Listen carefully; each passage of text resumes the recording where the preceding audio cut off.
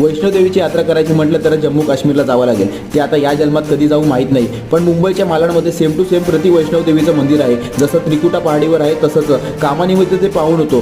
पण आज स्पेशल मालाड स्टेशनला उतरलो. मालाड स्टेशनला उतरून ईस्टला आलो.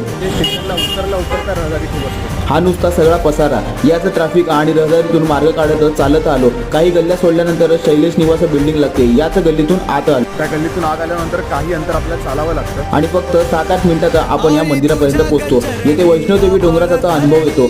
आत जाताना गुहा आहे, गुहामधूनच प्रवेश आहे.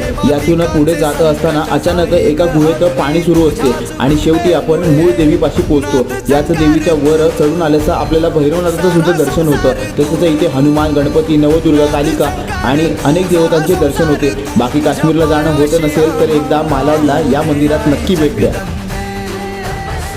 आई जगदंबा